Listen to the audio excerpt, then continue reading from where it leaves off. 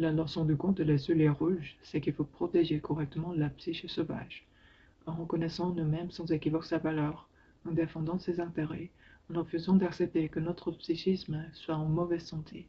Le conte nous apprend également que le sauvage, du fait de son énergie et de sa beauté, est toujours repéré par quelqu'un, par quelque chose, par un groupe, par un autre, dans le but d'en faire un trophée ou de le réduire, de le modifier, de le régir, de l'assassiner, de le redessiner, de le placer sous contrôle. Il faut toujours placer un gardien à la porte du sauvage.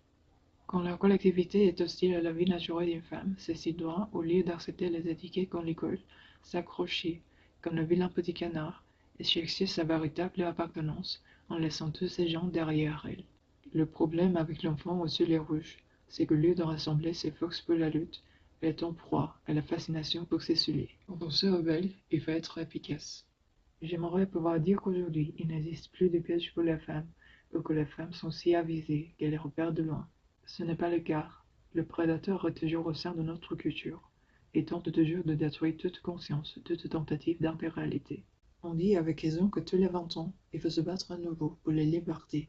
Parfois, on pourrait croire que c'est toutes les 5 minutes. Mais la nature sauvage nous enseigne que nous relevons les défis quand ils se présentent. Un loup harcelé ne va pas penser encore.